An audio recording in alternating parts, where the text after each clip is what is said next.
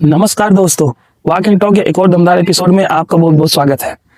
आज सुबह हुआ करते मेरे दिमाग में बहुत अजीब सी बात चल रही थी। हम खुद को समाज में बहुत पढ़ा लिखा और स्मार्ट समाज कहते हैं, लेकिन जब बात किसी अफवाह की होती है या रूमर्स की होती है तो हमारी सारी समझदारी धरी की धरी रह जाती है और हम बिना सोचे समझे एक भेड़ चाल का हिस्सा बन जाते हैं। जरा अभी 2-4 दिन में या कल ही की बात कर लीजिए, नज़ारा देखिएगा। अमेरिका और ईरान के बीच युद्ध की खबरें आई और अचानक से व्हाट्सएप पे एक मैसेज वायरल हो गया कि भाई पेट्रोल और गैस खत्म होने वाला है। फिर क्या हुआ? आज रात के 11 बजे लोग बोतलों और डिब्बों में पेट्रोल भरवाने के लिए 2 किलोमीटर की लंबी लाइनों में खड़े हो गए। गुजरात से लेकर यूपी तक पेट्रोल पंपों पर धक्का मुक्की शुरू हो गई। पूरा शहर एक पैनिक मोड में आ गया। लेकिन दोस्तों, हकीकत क्या थी? भारत सरकार और देश की तीनों बड़ी तेल कंपनियां जैसे इंडियन ऑयल हो गई, बीपीसीएल, एचपीसीएल, इन लोगों ने चीख चीख कर कहा कि हमारे पास कई दिनों का बल्कि महीनों का पर्याप्त पेट्रोल डीजल का गैस स्टॉक भरा पड़ा है, कोई शॉर्टेज नहीं। लेकिन हमने सरकार की बात नहीं मानी, हमने उस फॉरवर्ड किए गए मैसेज की बात मानी। किसी एक इंसान ने बिना सोचे समझे एक झूठ फैलाया और लाखों लोगों ने अपनी नींद और अपना समय उस झूठ के पीछे बर्बाद कर दिया।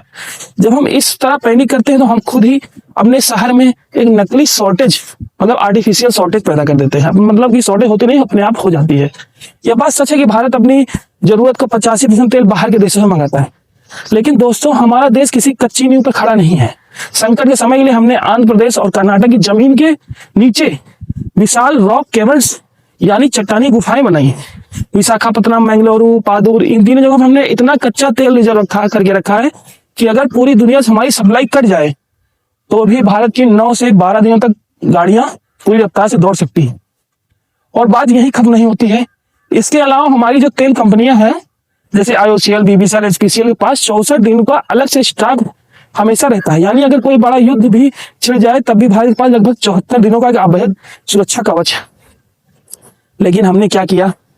हमने अपनी सरकार और इन आंकड़ों पर भरोसा करने के बजाय व्हाट्सएप पर आए एक झूठे मैसेज पर भरोसा कर दिया।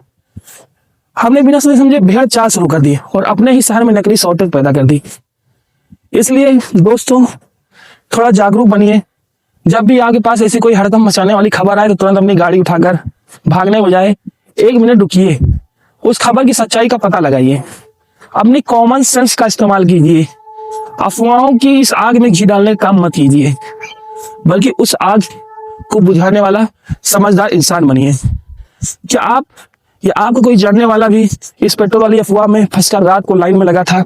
पूरी ईमानदारी से मुझे कमेंट में अपना अनुभव जरूर बताइएगा। चलिए, मेरी वॉक पूरी हुई।